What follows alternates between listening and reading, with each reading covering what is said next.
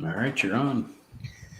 All right, welcome, ladies and gentlemen, to the year that was. We were discussing 1997. If you guys have not been onto the show before, my name is Aaron Maxon. I'm along with my co-host and brother Nate Maxon. Hello, Uh, hello, hello. um, we go chronologically through 1 year of professional wrestling, mainstream professional wrestling. People, I want to express that we're not going to be talking about some show that happened in Poughkeepsie in front of 800 people. We're That's what not. my show's for. That's what Nate shows for. This is the major companies of the time, the 90s, or, well, at least 97, which would be ECW, WCW, and of course the WWF. We started in January. We're still in January. We're close to the end of it, so we've almost rounded out the month. Last week we discussed WCW Sold Out. It was a terrible, at the time, I thought a terrible pay per view. Going back and rewatching, and I realized it wasn't as bad as I thought it was, but it still wasn't good. Um, but The only thing I ever think about when I think about that pay per view is loser. That's it. yeah, That's I told Archie Mitchell last week they're trying to find Miss NWO. And it's a bunch of fat broads and like one passable looking girl. Um, this goes on throughout the whole show, and the highlight to me, the ladder match is obviously the best match on the show. Hmm. But Eric Bischoff finally picks Miss NWO. It's this big fat lady, and he kisses her. The NWO music hits, and just as he kisses her, pyro goes off behind him. There's no pyro except at the beginning of the show, and then when Eric Bischoff makes out with the big chick, pyro goes off. Oh shit. It was actually funny. Like, even the worst of wrestling back then is better than most oh, of they what we knew get that. They now. knew that was funny. They knew that. But anyway, that's behind us. We don't have to go through that ever again unless somebody accidentally picks it on a pay-per-view review raffle or something. But anyway, excuse me. We kick it off every week with the the roll call of champions. We're recalling these champions. Yes, the roll call of champions. The WWF champion at this time is Shawn Michaels. The Intercontinental champion is Triple H. And the WWF Tag Team Champions are Owen Hart and the British Bulldog. Over in WCW, the World Champion is Hulk Hogan. The WCW Tag Team Champions are the Steiners. Eddie Guerrero is the United States Heavyweight Champion. Steven Regal is the World Television Champion. And on Clash of the Champions, which we did not review on here because it wasn't up on the network yet, and I'm not going back, is Dean Malenko. He beat Ultimo Dragon on a Clash of the Champions. And then in ECW 1997, the world champion is Raven. The TV champion is Shane Douglas. And the world tag team champions are the Eliminators. For everything everybody wants to say about ECW being all crazy and out of control, they are the only company that hasn't had any of their champions lose or switch the belts in less than this month. Like Shawn Michaels lost and then won the belt and da da da da da. Dean Malenko, he's the new champion on this list. So ECW is the one that's staying completely consistent with their champions. You got anything on any of those champions? Well, no, I was just going to say that was one thing about ECW is for all the things you want to say about that company, all the mistakes that were made, or et cetera, et cetera. You could never say that that company did not treat their championships seriously. You know, like the top programs in ECW were always about the titles, unless you had something like Raven or Tommy Dreamer that was that epic. You know what I mean? Yeah. But overall, that was still the champion involved. You just right, couldn't get the belt off him. But overall, like I said, I mean, I just ECW took their titles seriously. Paul Heyman did as a booker did do that. Yes, he did. Usually we start with Raw, but I want to start with Nitro this week because we come out of the pay-per-view and we're going into WCW. It's WCW Nitro from Des Moines, Iowa. Is it Des Moines or Des Moines? I had never. I say Des Moines. Okay. I don't pronounce the S. It doesn't matter because I'll never be there. Sounds like a boring place. But anyway, Des Moines, Iowa. It's January 27th, 1997. Nitro kicks off. They're still using the original Nitro building video, which I always thought was neat. But it's like, come on, guys. Hogan's not red and yellow anymore. What's going on? But whatever. Eric Bischoff and the Outsiders are in the announce booth. They welcome everyone to, obviously, they call it NWO Nitro. They're recapping the Steiner Brothers Outsiders match from Sold Out, where the Steiner Brothers won the belts because referee Nick Patrick got bumped, and Randy Anderson comes out and makes the 3 count for the Steiner Brothers. Eric Bischoff asks Randy Anderson to come down to the ring, asks him what the hell he was even doing there. Anderson said he got free tickets, so he went. Bischoff asked who gave him the tickets. He said it was a WCW executive employee gave him the tickets, which Eric Bischoff refers to that as payola. And you can't accept gifts as a WCW employee from another WCW employee, and he's going to fire him. Randy Anderson says, well, I had cancer and I have 4 kids. Eric Bischoff says, I don't care about your problems. You're fired. And Hall and Ash point and laugh at him. This is one of my favorite Eric Bischoff angles. Yes. Like, it's not one of my favorite angles ever, but it's one of my favorite because there are very few things that you can say really got Bischoff over as a complete and utter dirtbag. This is absolutely one of them. Like, yes. I don't care about your problems. Yeah. I had cancer and my 4 kids. I don't care about your problems. Absolutely. To me, it's one of my favorite, like, that segment is one of my favorite segments in the entirety of Nitro as a TV show. Because again, first of all, if you think dickweeds and douchebags are funny, like us, then it's funny. Secondly, it's so super effective to get him over as just the biggest asshole, egotistical prick on the planet. It's fantastic. And Randy Anderson does a really good job, like, being, like, morose and, like, depressed about it. And so I thought this was really effective. And then after this, he brings out the Steiners. The Steiners come out. They have the tag belts. And Eric basically tells them that Randy Anderson wasn't supposed to be there. And he's fired now. And he was there illegally. So they have to give up the belts. The Steiners at first refuse. And then Bischoff basically tells them they have to. And they take the belts and they throw them on the ground. Bischoff tells them to pick them up and bring them over to him. So they pick him up again and look right at your Bischoff and just slam him on the ground again. And they walk to the ring for their match. And what's funny is Rick Steiner legitimately broke one of the belts. Like, he slammed it on the ground and broke it. And when they pick him up and throw him at the Steiner brothers, Kevin Nash is like, "Oh, damn, he broke it." I don't know why it was so funny. He's like, "Oh, damn, he broke it." A real reaction, probably. Yeah. So, how I was talking to, I think it was Archie when I was talking about, and maybe you a while back, talking about how Kevin Nash and Scott Hall didn't really fuck with the Faces of Fear because they knew the Faces of Fear could, like, legitimately fuck them up and bullies. And let's say what we want to say. The Scott Hall and Kevin Nash at times in their career were bullies. Bullies only bully people that they know can't bully back. Right.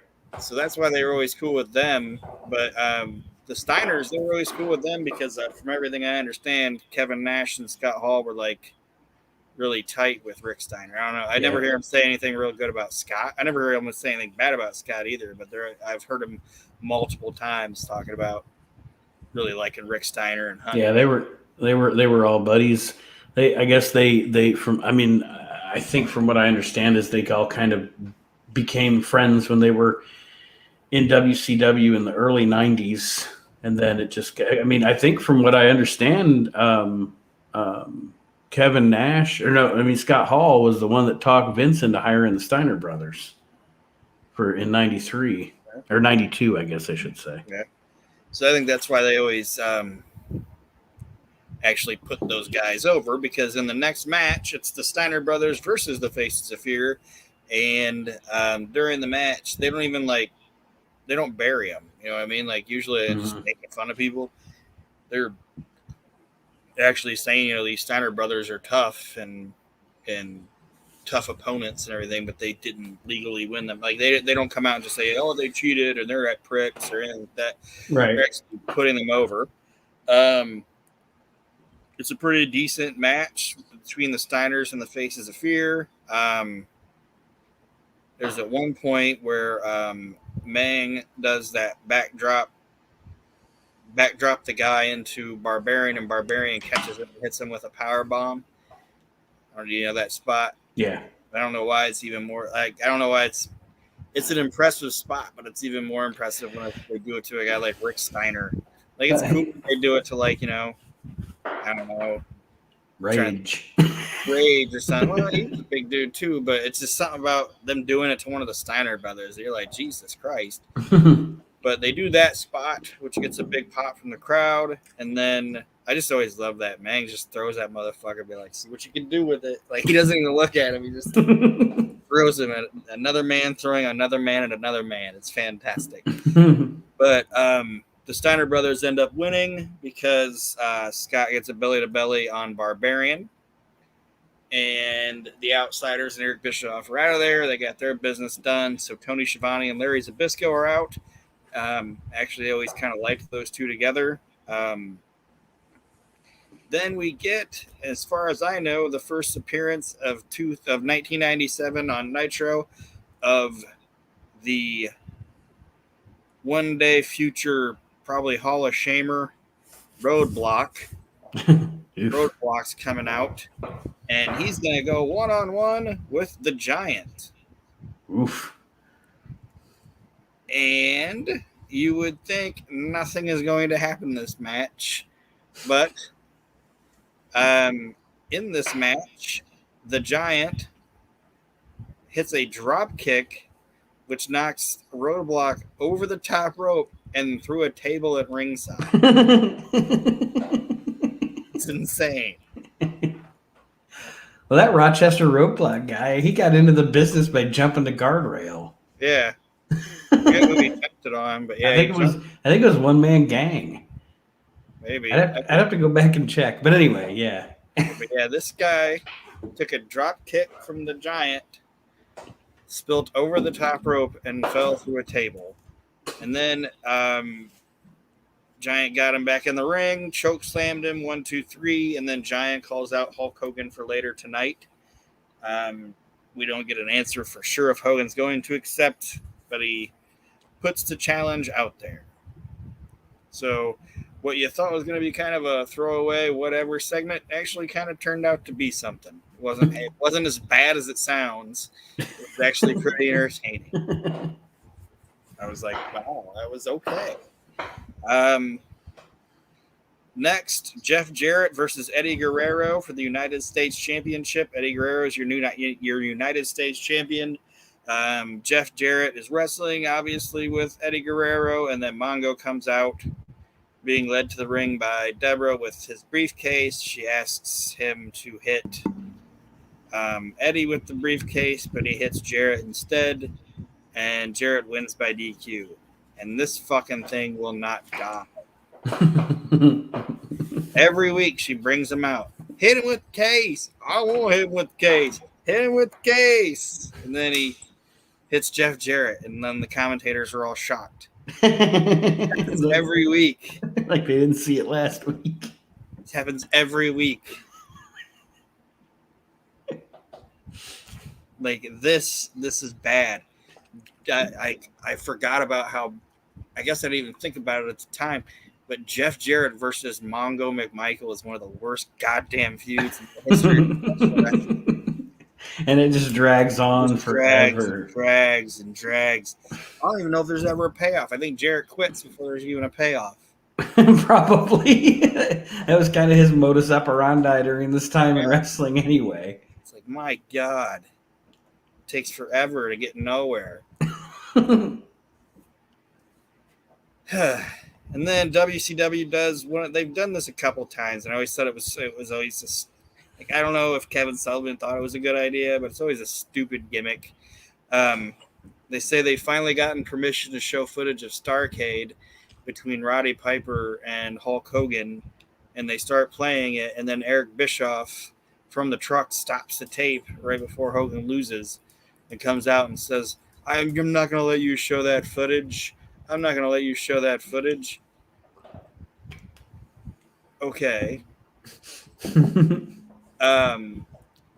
You've mass-produced VHS cassette tapes and sent them all throughout the country to all the music lands, and but you can't watch it on Nitro. and yeah, we understand maybe that'll help you sell some videotapes, but Eric Bischoff thinks just because you don't see it on Nitro, the people aren't going to know that Hulk Hogan lost to Roddy Piper. Well, and the politics between in the grand scheme of things, when it comes to Hulk Hogan and Roddy Piper, actually make their WCW feud probably, as far as its effectiveness goes, one of the worst feuds ever, because every time they have a match, it's for the title. And every time Roddy Piper beats Hulk Hogan, but Roddy Piper doesn't win the title because Hulk Hogan's like he'll just beat Hulk Hogan, and then the next night on Nitro they're just like, but Hogan's still the champion. Like they don't even ever explain how Hogan got to keep. Like it's terrible. It's fucking terrible. It's like it's the worst thing you can do to your fans, you know. Because Piper won't lose to anybody. Yeah, and Hogan won't lose the belt. Hogan ain't gonna give him that belt. Yeah, just don't even do it in the first place. Yeah. Or just say it's not for the belt. Mm-hmm. Have Piper be like, I don't give a shit about that belt. I just want to beat you. I don't need belts. I don't wear pants. I wear a dress. I don't need a belt. Or not a dress, a kilt. You know what I mean? Yeah. Like, I don't care about your belt, Hogan. I don't need the belt to be the baddest ass son of a bitch on the planet. I'm Roddy fucking Piper. It's been that easy. But anyway, if you want to see Piper beat Hogan, you gotta go to, I don't even know, Coconut.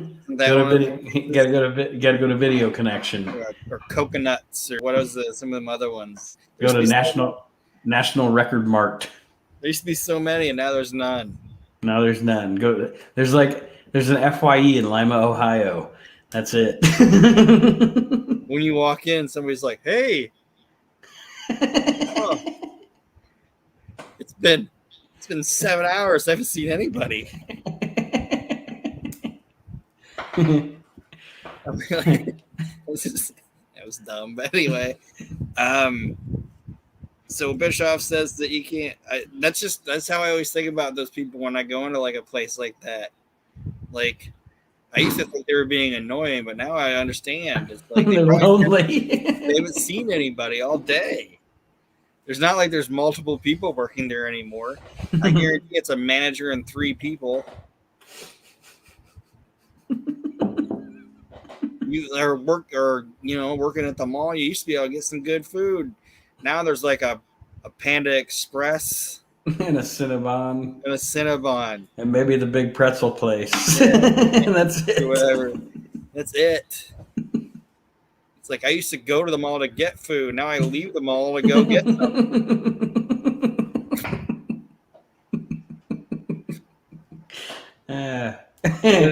Anyway, next up is the former Cruiserweight champion and one of my favorite wrestlers of all time, Ultimo Dragon, versus the legendary Cruiserweight competitor, Billy Pearl. who gets an entrance. He's not even just in the ring. Billy Pearl comes out. He looks like a shaggy Bob Backlund. Like if Bob Backlund had like shaggy hair. But do you remember this guy? I have no idea. No idea. I'll post this picture. But Billy Pearl, he comes out and he obviously just loses to the Ultimo Dragon. I mean, it's not a he doesn't get like completely jobbed out, but he does not like nobody believes that Billy Pearl is beating Ultimo Dragon. Yeah. And I'm sure he had entrance music that a year later they gave to somebody else. Yeah. I don't remember what his music was. I always think about Pat Tanaka coming out to Goldberg's music. Or how they had Marty Jannetty, who's like the rocker, Marty Jannetty, and they gave him that slow like that slow, like who the fuck made that decision? Or how Loch Ness had the music they eventually gave to Rey Mysterio. Polar opposites yes. there. But then, so Ultimo Dragon obviously beats Billy Pearl. And then there's a horseman interview. It's just kind of all over the place.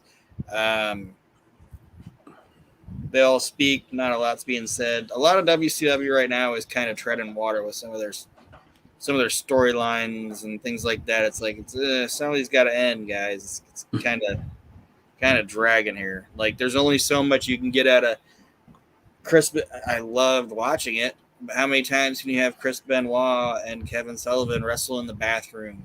And how many more times is Jeff Jarrett going to get hit in the head with his fucking briefcase? Yeah. Anyway, that happens. And then Lex Luger comes out. Well, first, his legendary opponent comes out, Ron Powers. Yeah. Ron Powers, he gets an entrance too. And Lex Luger beats him with a torture rack. Ron Powers. Yes, I knew nothing about that guy either. Is he? No, that's Rick. I'm thinking of Rick Fuller. Rick Fuller was the one that. Rick Fuller looked like Brian Clark's fat brother. Yeah, with a perm. But no, that wasn't him. This was Ron Powers. He was some other joke. Some other J Brone they brought out. Probably thought this was his big moment. Probably is his big moment. Like he tells people how I wrestled Lex Luger in Des Moines, Iowa, in front of 18,000 people. TNT. Before he gets to mention that it was 5 minutes and got no offense, and Luger beat him with a torture rack. But there's less said about that, the better. So then we roll into hour number 2. Larry Zbyszko's gone. Mike Tenay and Bobby Heenan are out there. And we get the Amazing French Canadians with Colonel Robert Parker versus Arn Anderson and Mongo McMichael with Deborah. Kind of a weird match. But it's not a bad match when Arn or either one of the Canadians are in there. Mm-hmm. Mongo does actually get like a press slam on Carl Ouellette, which is kind of impressive. But yeah, Mongo. Here's my thing about Mongo. Mongo was fine as a bit player. I don't want to say bit player. Mongo was fine if he was in some sort of a six-man match or a tag match, like with Arn or with Benoit or something. He just wasn't cut out to be, because people could say what they want, and I don't know if you agree with me or not, but one thing you can say about Mongo is you could tell he really enjoyed the business and liked being there, and the business enjoyed him, and he was a good personality. Yeah, he just wasn't cut out to be in a 15-minute singles match. You know, that wasn't his deal. But yeah, great personality. I like people diss him as a color commentator on those early days of Nitro. I thought him and Bobby were funny together. Bobby the Stain. And you can tell that Bobby wasn't. I don't know. I guess I can't tell. I don't know if Bobby liked working with him or not. I really don't know. I never really heard Bobby say anything terrible about him, like in shoot interviews. But I never heard him mention anything at all. Like, I don't know. But just Mongo seems like he's a good dude. And my entire summation of Bobby Heenan and WCW is the way he felt about WCW was, I was there. Like he wasn't passionate about WCW. He was there for the paycheck and the less travel, and God bless him. yes, the Horsemen ended up winning that match. So that's how that wins. I forgot to write down the finish. I think Mongo pinned Jacques, I think. But either way, the Horsemen win, and then we get an 1-800 road report. Lee Marshall is in Memphis, hyping that WCW is going to be at the Mid-South Coliseum, and he went to Graceland, and they were handing out hunks of burning weasel. When they come back, and Bobby Heenan's like, stupid Jed Clampett, like saying stuff about basically calling Lee Marshall a stupid hillbilly, and that he took offense to that and doesn't appreciate it week in and week out, these insults.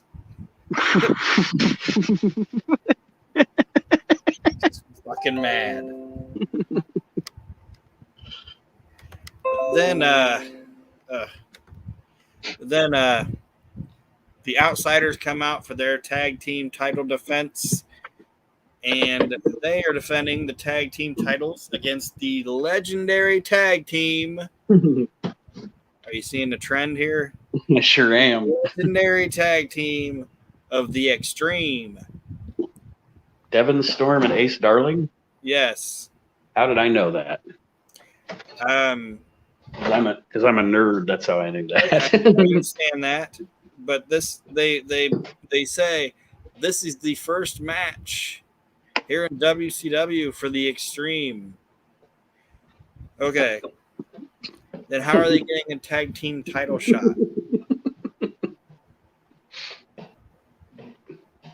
Anyway, we obviously know what happens here. The Outsiders defeat the Extreme in the middle of the ring. That's how that ends. And like the Steiner brothers don't run out or anything. You would have thought the Steiner brothers would have ran out. They would have done something like something crazy with this because they're just in there with some throwaway team. But nope, they don't. And then reading the show, I just realized how much this is just show should be 2 hours. Yeah. Kevin Sullivan defeated Joe Gomez with a foot stomp. And that was exactly how it sounds. Just terrible. Then Hollywood Hulk Hogan comes out, which is gets the people up off their ass because they've sat through the French Canadians versus the Horsemen, the Outsiders versus the Extreme, and Kevin Sullivan versus Joe Gomez. So Hulk Hogan comes out and cuts the typical Eric Bischoff Hulk Hogan promo together. And accepts the challenge of the Giant for tonight. So that's what that was. I think it's like, how do I say it? Hogan doesn't act afraid enough of the Giant. Yeah. When he's talking about it, he does when they get in the ring finally or whatever. But this should have been like somebody forcing Hulk Hogan to fight the Giant. People like to act like WWE, and the way they booked Paul White is what marginalized him, but it isn't. WCW did the damage long before WWE did because he became just another guy in WCW, you know? I don't know. That's my opinion. Yeah, I agree. And so anyway, he accepts that challenge, and then they dance away like Eric Bischoff and Hulk Hogan do. And then I told Archie this last week. I understand it, but I think Eric Bischoff went too far sometimes with the verbal fellatio of Hulk Hogan. Yeah. It's like, yeah, people can say that Vince and Shawn might have been gay together, and I don't believe it. But if you would tell me Hogan and Bischoff, I might believe it. I love him so much. He's so great. Hulk Hogan. It's like, oh my God, shut up, Eric. Give it a rest. God damn. It's like, it's funny because like I like Hulk Hogan and I like Eric Bischoff as talents. You know, or I shouldn't say talents. Like Eric Bischoff, people can say what they want to say about him, and he made some stupid decisions. But as a talent, that dude was good at his job. He was good at playing as just a cocky asshole because he's kind of a cocky asshole. But I don't like those two together. If that makes sense. I think I think they're annoying when they're together. It's too much. Yeah. Then Dean Malenko, he's going to be in this match. It's not for the cruiserweight title, I'm assuming, because Dean Malenko is fighting Jerry Flynn. Thunderfoot. Actually, a guy that Jerry Flynn wasn't terrible, but this match made no sense. And Dean Malenko beats him with the Texas Cloverleaf. There's nothing to report in this match. Nothing happens. Up next, though, is Chris Benoit versus Hugh Morris. And, sorry, I forgot to mention that Tony Schiavone announced via Telegram that the WCW Championship Committee has said that Hulk Hogan must defend his title at Super Brawl, and as long as this person decides to accept, he will be defending the title against Roddy Piper. So we're going to get to the world famous Roddy Piper and Alcatraz.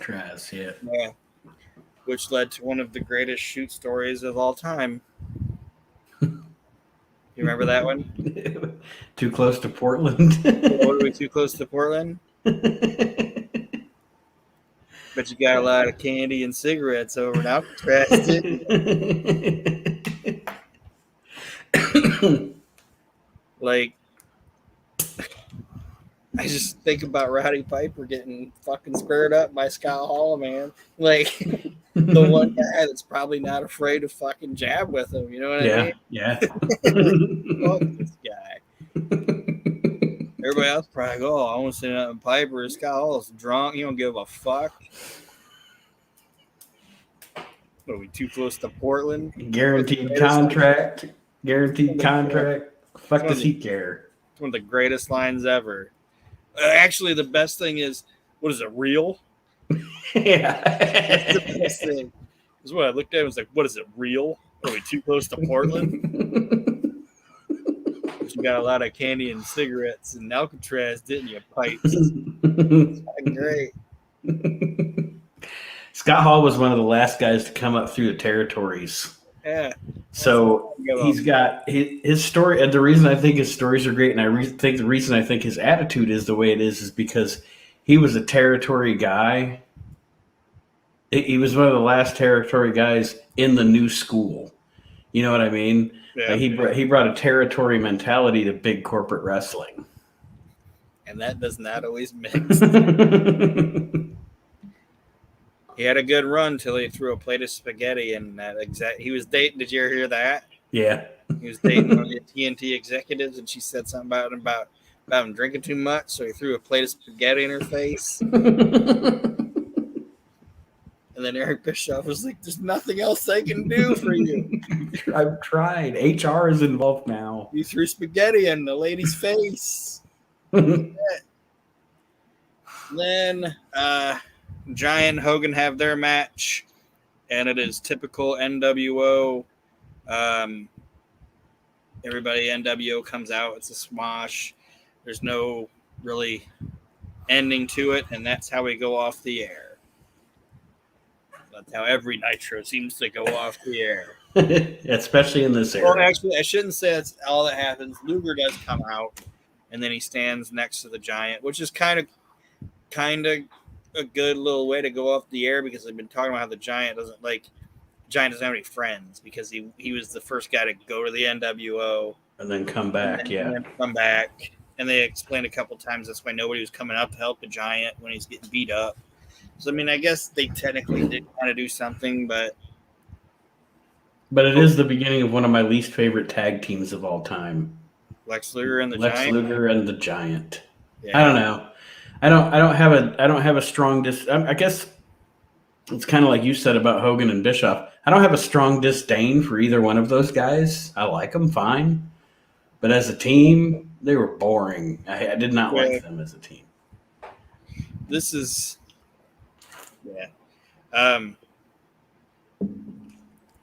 this is the start of Lex Luger having just doing nothing for me, nothing. Like, he was actually kind of one of the highlights of WCW, 95 through 96. And I tell people, what? Like, his heel, but still friends with Sting, and kind of I liked that. Like, he'd be all happy-go-lucky when Sting was looking at him, but the minute Sting would turn around, he'd just be like, fuck you people. That was actually kind of fun. But when he just becomes this face, Lex Luger, he's super boring. But anyway, that's how Nitro ends. And I forgot one other thing. During the Kevin Sullivan Joe Gomez match, not during that one, during the Chris Benoit Hugh Morris match, I didn't tell the finish of that. Kevin Sullivan hits Chris Benoit with a wooden chair, and Miss Jackie debuts and attacks Woman. And then she tells Jimmy Hart that Jimmy Hart says, we don't need you around. I can take care of Kevin Sullivan. And she says, you can't do the things that I can do to Kevin Sullivan.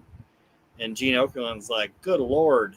And she starts forcing herself on Kevin Sullivan, who seems shocked. So, good Lord. Yeah, good Lord. That's what he says.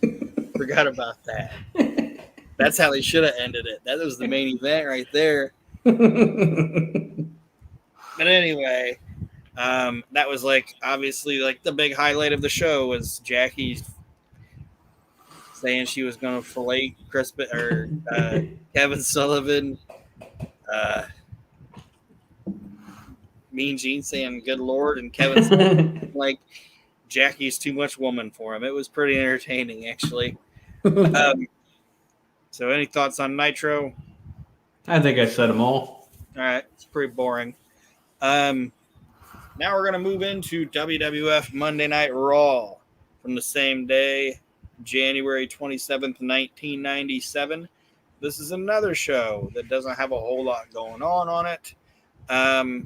But they show an opening video highlighting the setup for the Fatal 4 that's coming up.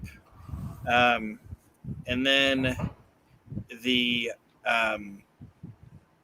first man out the chute is the technical wizard known as Ahmed Johnson. And he's going to be going one-on-one with Nation of Domination member Crush.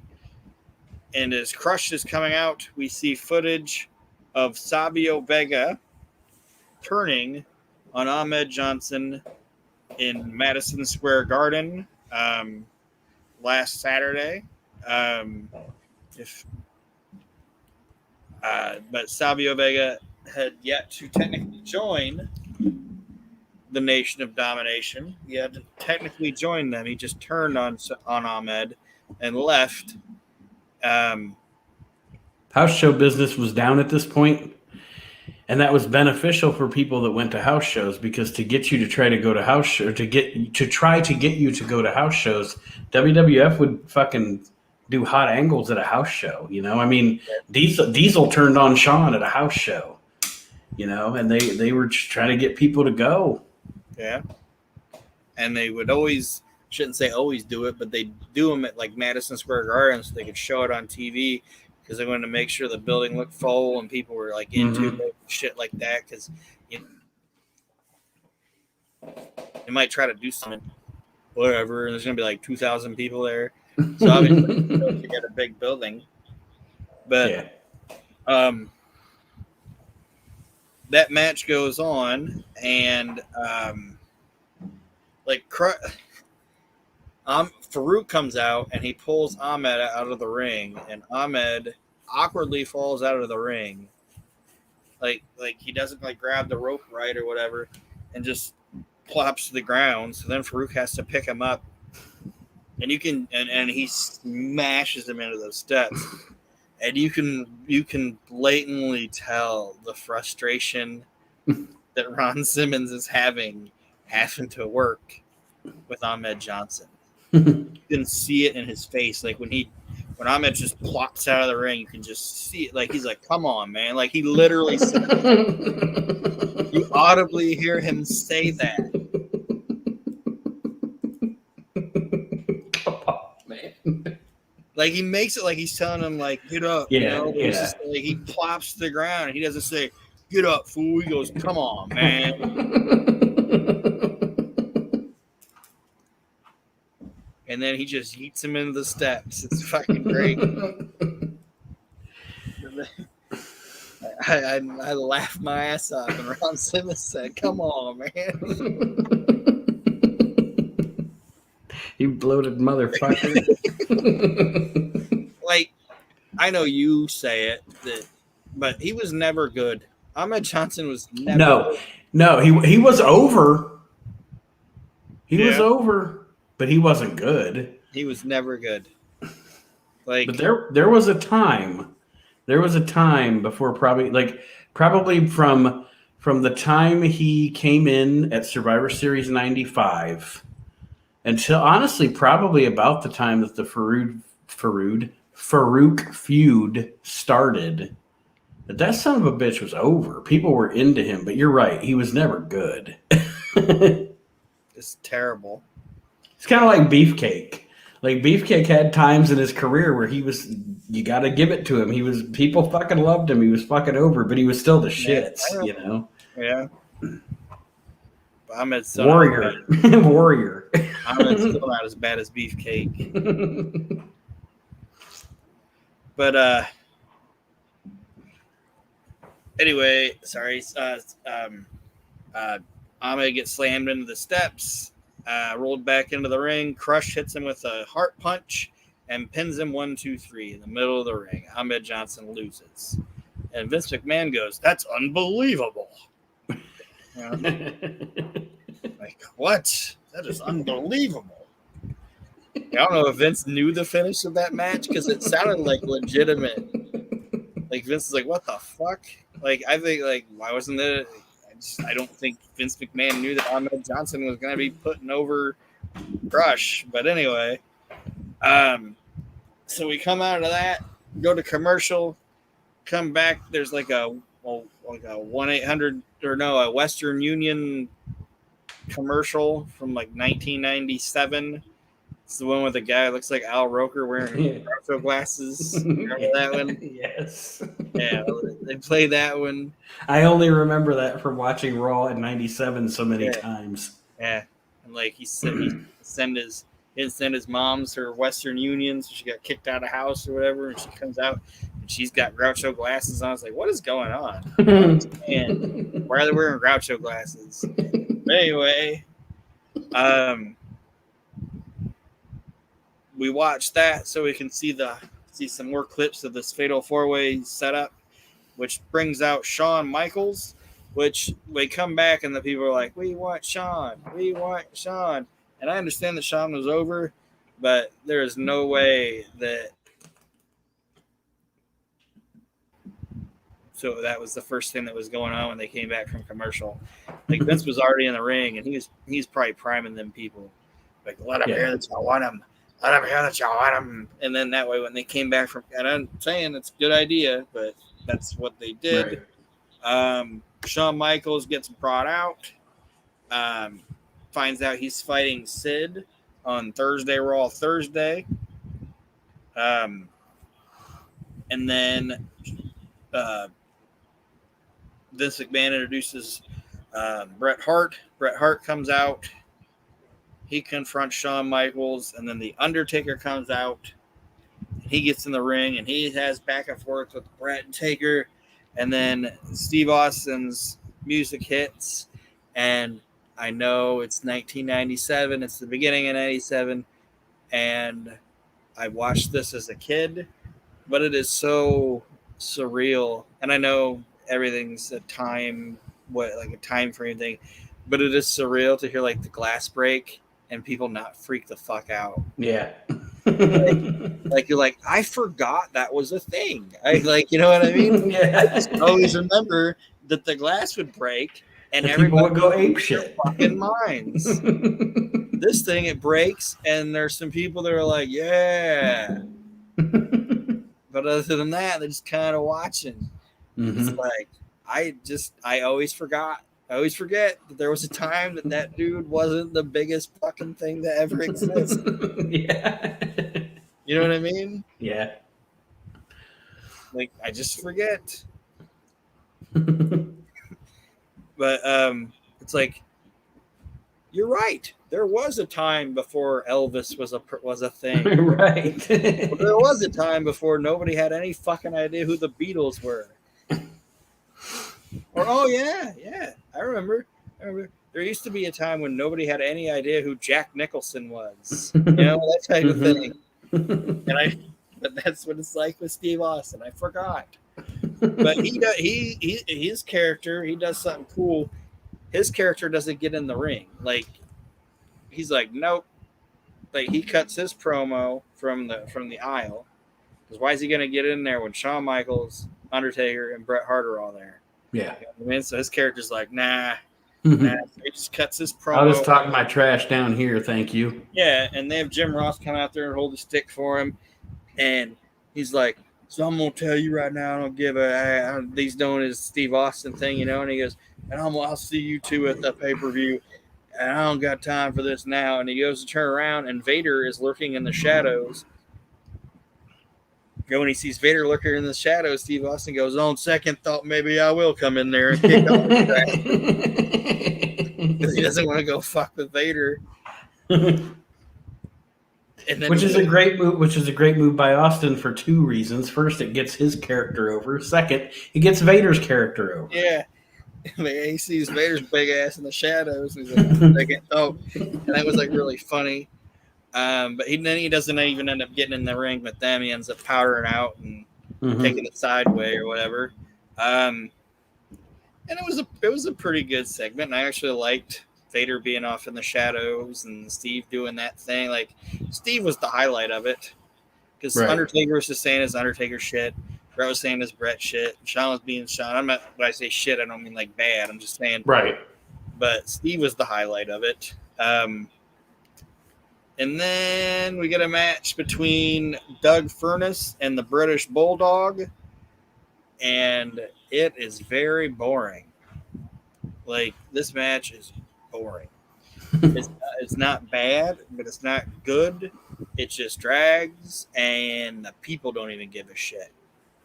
They do not care. The highlight of it is Owen being in a green jumpsuit, like type thing, he's like a mobster that's on vacation or whatever. Like, he's just in this Polly Walnuts. Yeah, he's just like in this green tracksuit. He ends up accidentally hitting Bulldog with the slammy, but Doug Furnace doesn't even get the pin off of that.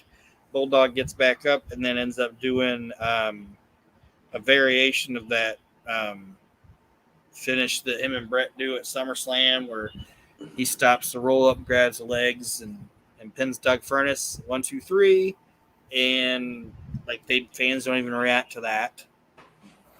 And then Bulldog and Owen have an argument because Davey's mad because Owen accidentally hit him with the slammy, and Owen's like, Yeah, you didn't lose. Like, Yeah. don't be mad. You didn't lose. You still won. Like, Don't you just like my forget about it. tracksuit? Yeah, like just forget about it and all this other stuff. But they end up getting calmed down by Clarence Mason, and that's the end of that. Then they show an interview from Shotgun Saturday Night with Savio Vega, and he says that he's like he's not with the Nation of Domination. He apologizes for what he did. He was just having a really bad day. Beat up Ahmed Johnson. That's why he turned on Ahmed Johnson, and that he's got no problems with Ahmed Johnson, and he even liked the guy I'm going to wrestle next. I even like the guy I'm going to wrestle next, and it's Rocky Maivia. And then the Nation of Domination attack Rocky Maivia, and Savio Vega helps, and is then just with the end. It's just with the Nation of Domination. So everything you just said was a big lie, and they beat up Rocky. So now they can officially say that Savio Vega is a member of the Nation of Domination. And a liar. And a liar. Yeah. Savio Vega joined the Nation of Domination on Raw without ever actually being on Raw. Like, the entire storyline out through different house shows and a show that's not on Raw, and Savio never actually physically appeared on the show. I don't know if that's genius. It's genius or what. But it's wrestling. It's wrestling booking. Yes. And then we get a very long tag team match that on paper sounds like it wouldn't be the greatest thing in the world, but it's four guys that just kind of kick the shit out of each other. It's Big Van Vader and Mankind versus the Godwins. Well, I can see that. I can see that being pretty decent. I shouldn't say four guys kicking the shit out of each other. Got three guys kicking the shit out of each other, and Phineas Godwin. I'm not hating on Phineas Godwin, but that ain't his style, you know. Mm-hmm. But Mark Canterbury is like, Vader ain't gonna be fucking with me tonight, because he pops that sumbitch a couple, 3 or 4 times. Like, I think Vader might have been getting a little ahead of himself. Mark Canterbury's like, nope, doing that to me, buddy. And like, there's a couple times where they're laying it into each other, and the Godwins actually end up winning by countout, because Vader is holding Henry Godwin. Mankind, I forgot about this when I watched. I'm like, oh, that was really good. Mankind goes to hit Henry Godwin outside the ring with the chair. Henry Godwin ducks, and Mankind has time to stop, but he just continues going. Hit her with the chair anyway, and is like smiling and happy about it. And Godwin rolls back in the ring and stops his count, but not Vader's, obviously. And Vader gets counted out, and they lose the match that way. And so obviously Mankind had the opportunity to not hit Vader, but just like he even stops for a second, and then still goes and still smashes it with the chair anyway. And they were, according to Foley, which I read in his book, he had Vince McMahon talked into having him and Vader at WrestleMania 13, and it was almost there. And by the time they got there, it just turned into like Vader and Mankind as a tag team battle, and it'll be so much better. It's like, no, like he wanted to have he wanted to bring up their past and how Vader was the reason he lost his ear, and have it really be like a maybe not necessarily quote unquote a last man standing match, but something to that effect, you know, like a no rules match or something where they could really do what those two could do together.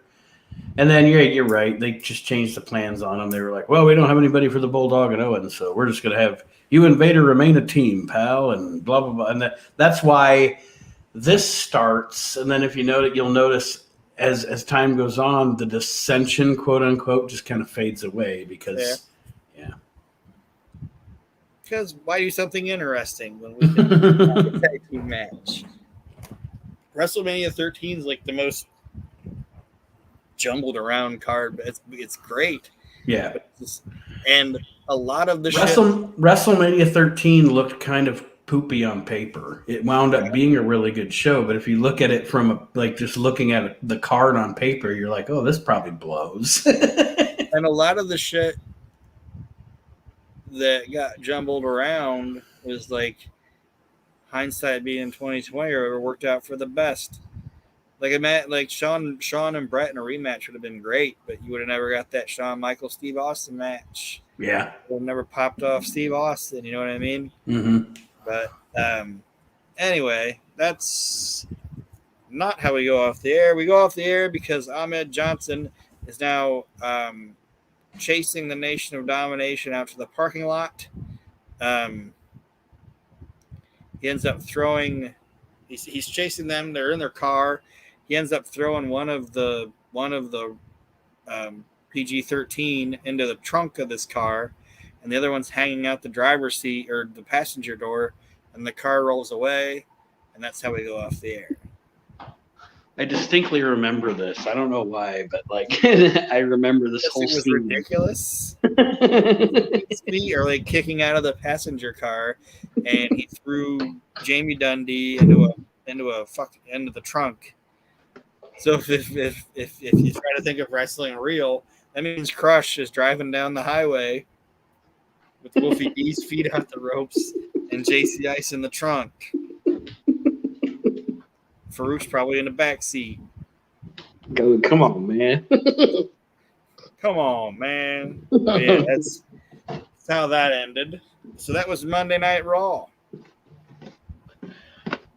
This is what week are we? What's the date of that Raw? The 27th of January. Okay, so we're still about 2 to 3 weeks from it being on Raw, as Paul Bearer would say. Yeah, we're not there yet. We're almost there. We gotta get through the Berlin Raw first, right? I think so. I think that's the one that made him decide to change direction. That was bad. This is bad. Someone's got something.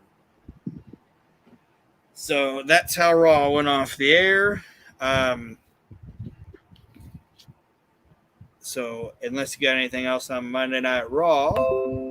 Nope. I just that's why I wanted to know the time frame, because I'm just thinking about, this seemed like an hour Raw that was, serviceable or whatever, but you're about to get into that exciting time for those of us that were young fans back then, that exciting time where shit really changes on that show. Yes. And it makes the whole world better. Yes. For at least 10 years. Yes. And then we're going to move into ECW, which is which aired, according to the network, aired on January 28th, 1997 at the CYC Center in Scranton, Pennsylvania. And this is possibly, at this time, the biggest crowd I've ever seen ECW in front of. Like, there are a lot of people here. What really surprises me is that means that ECW was at the Catholic Youth Center. Because that WWF did shows there. That CYC, that's what it was. It was the Catholic Youth Center. It's like I don't think the Catholic Youth Center knew what they were signing up for. Maybe. You're probably right. Yeah, Paulie was like, it's like the WWF. Yeah, we got like midgets. Midgets and Yokozuna. It's kind of like that. That's the ticket. He's like John Lovitz. That's why I said it. He's like that liar guy from John Lovitz. Yeah, that's the ticket. I don't know why I never I never thought of that until now. Me neither. John Lovett's liar gimmick.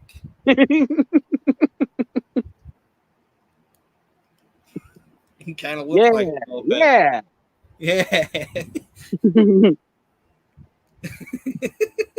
But anyway, this thing starts already in progress with Mikey Whipwreck wrestling the Rookie. And the Rookie is Chris Chetty. They're just not calling him Chris Chetty yet. They're just calling him the Rookie.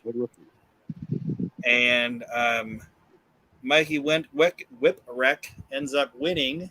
Easier for you to say. I know. I don't know why I can't say that fucker's name today. He ends up like Bobby Heenan. What's this guy's name? Mikey Shipwreck. Mikey Whipsnap. Like he's always messed his name up. Mikey Miracle Whip.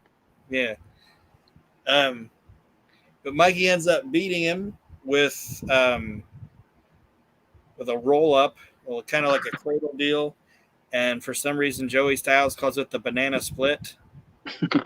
Live, and he's like, "Oh, there you got it. Hit him with the banana split," and that's how he beats him. And they shake hands, and it was. You didn't see the whole match, but what I saw of the match, it actually wasn't half bad. Chetty wasn't bad. Chetty wasn't bad. It's just Chetty didn't have a personality. Wasn't he related to Taz? He's Taz's nephew. Okay. I think it's nephew or his nephew or cousin, one of the two. I think it's nephew, but Chetty just didn't have a personality. That was his biggest problem. But just as a worker and in that type of company, he's passable. Mm-hmm. And obviously, Mikey was good. We get another recap of last week when the Triple Threat attacked Tommy Dreamer and laid him out, and then they took him out on the stretcher, and then Tommy Rich attacked Terry Funk and Tommy Dreamer, and then the Masked Man of Mystery. We don't know who this Masked Man is, even though everybody knows who this Masked Man is, confronted Shane Douglas. Then Joey Styles introduces Shane Douglas, who comes out with the other Triple Threat members and Francine. He starts talking about the Masked Man, and he doesn't have time to worry about this Masked Man because people are coming after his belt, like Tommy Dreamer and the Pitbull 2. And he knows the Masked Man doesn't want his belt. He just wants Francine's Lady Pocket. He doesn't say Lady Pocket, but I just like saying Lady Pocket. So he says, "I don't have time to watch Francine all the time, and I'm not going to let you take my head cheerleader." So he brings out, and I completely forgot this happened, he brings out Mike Awesome. And he doesn't even say Mike Awesome. He just says, "I'm going to bring out the big guy." And then Mike Awesome comes out, and he's going to be Francine's bodyguard. And then they play a Shane Douglas video. And then we roll into a pretty good promo from Terry Funk, who's talking about ECW and we're not going to do things like the WWF and WCW and even FMW and New Japan. We're going to do it the way we do it. We're going to do it ECW style. And he talks about Tommy Dreamer as the heart and soul of ECW, and Tommy Dreamer reminds him of his dad, Dory Funk Sr. And then he goes off to talk about how Dory Funk Sr. wanted to be the world champion, but then he had a heart attack and died. So he's decided that he's going to do the same thing that his father tried to do but couldn't do because his father passed away before he could. He's going to become the world champion. He thinks he can beat Raven. And it's a really good promo. It's just him talking. Like, he's not yelling. He's not all somber. He's just, like, telling a story, and it's really good. So then Taz, he cuts a promo from his dojo talking about his shoulder injury that they've been talking about, like whether it's real or fake or whatever. Says his shoulder was injured and that he had been working at 80%, and now he's got his shoulder taken care of. He's at 100%. So just imagine how it looked when I was at 80 and now I'm at 100. And then he talks about, like, speaking of somebody being 100, you got old ass Terry Funk out here, and he's got to use shovels, and you got that stank ass Sandman. He's got to use a cane, and like he's saying all this stuff. Tommy Dreamer's got to use a garbage can. He's like talking about all these guys having to use these weapons, and that's when he starts doing the "I don't need weapons. My hands are my weapons." And the best stuff from Taz is in this period of time. Yeah. Because probably my favorite iterations of Taz are this Taz in ECW for probably like 97, 98. And then Taz commentating with Michael Cole on SmackDown.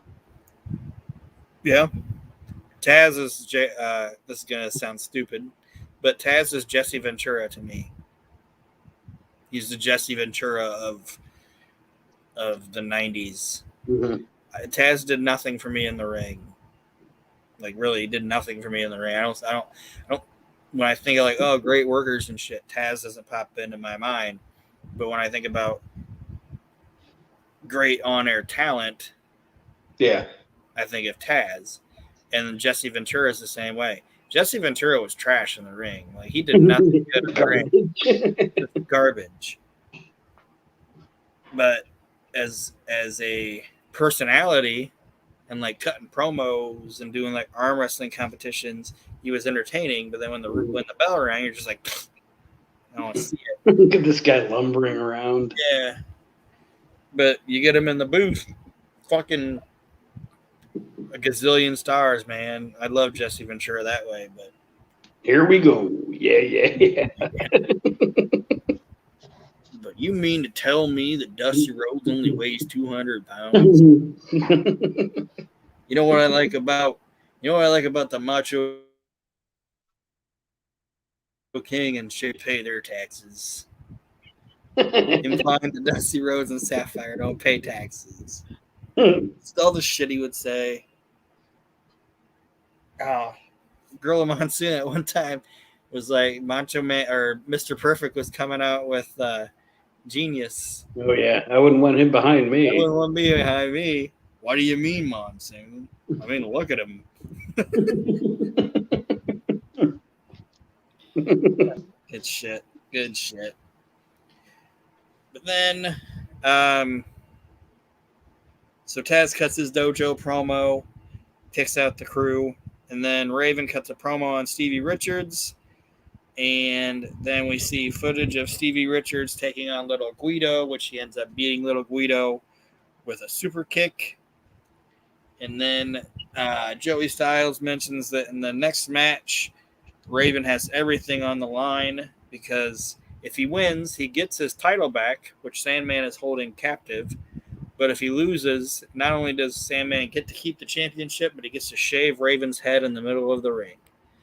So Raven has everything to lose. So this match starts. Peaches gets in the ring, and Sandman rips off her like this dress thing that she's wearing, and for some reason she's wearing like an NW or a BWO cutoff shirt. I don't know why, which angers Raven, which also brings out the BWO, and Stevie Richards ends up super kicking Raven, who falls back and headbutts Sandman, who's standing up, and then they crumple, and Raven ends up falling on top of Sandman for the 1-2-3, and Sandman gets his belt back and doesn't lose his hair. It was what it was. They didn't show a whole lot of it, but that wasn't even the main event. That was the main event coming up is Pitbull 2 versus Brian Lee. Just two big dudes just beating the shit out of each other. Tommy Dreamer ends up getting involved, as does the Triple Threat and Pitbull number 1.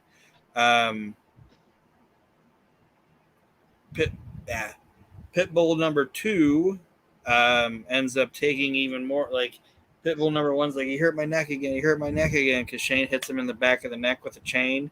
Mm-hmm. Pitbull 2 ends up covering him up in the corner and takes the complete beating for Pitbull number 1. It's kind of a cool visual. And the Triple Threat is then leaving. But then the Masked Man comes out and admits that all he wants is Francine's Lady Pocket. So if Shane lets him have it, he'll let Shane go. And Shane looks for a little bit, whispers something to Francine, and then Francine starts to go to the ring. Like Shane's like, okay, so he's gonna give him give him Francine, and as Francine's going to the ring, she gets up on the apron, and then Mike Awesome jumps in the ring to attack the Masked Man, but the Masked Man gives him a quick jab to the gut, like punches him in the gut, and then hits the rude awakening on him, and is the Masked Man or Mike Awesome is just done. like it happens, and Shane Douglas is out on the crowd, like out of the entrance ramp, like what the fuck, like super pissed. Like Mike Austin's the most ineffective bodyguard ever. Beginning of the show, this guy's the big man. He's gonna take everybody out, and he gets dropped by Rick Rude in like 5.5 seconds. It was amazing. So one thing I have to say, I didn't want to cut you off while you were running down the segment.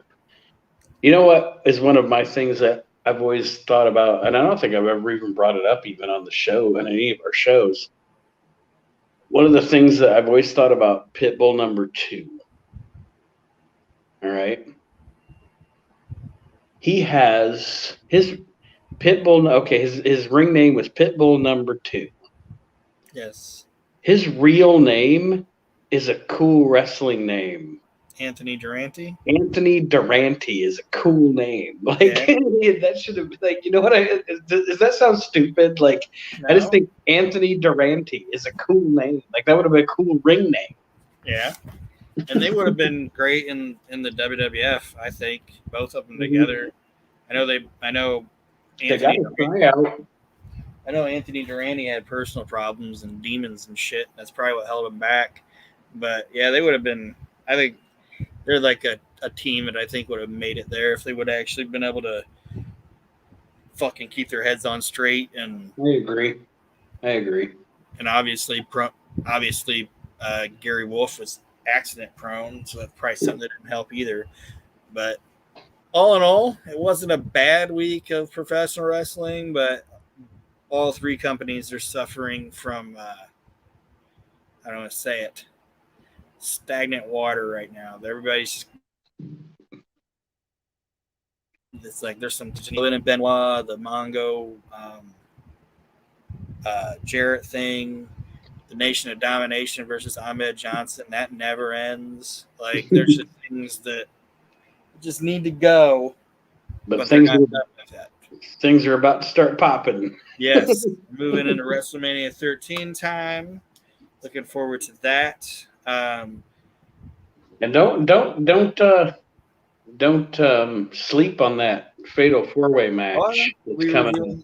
We'll be reviewing that pay-per-view as well. If you guys didn't hear last week, before we had done where we had the pay-per-view reviewed on the same week as the same episode as the TV shows. We're not doing that anymore. Every pay-per-view gets its own little special, so we can kind of recap what's going into it and the pay-per-view itself, because there's usually a little bit more to talk about on there. So, with that being said, Nate, do you have anything else? No, sir. Neither do I. You guys just keep on listening to WrestleNet Radio. Keep on listening to We Can't Wrestle podcast and reliving the extreme. Check out Archie's Facebook page, the World Championship Customs, all that good stuff. And next week we'll have more wrestling to review. Maybe we'll have other guests. Who knows? But until then, keep your unit on you. Thank you.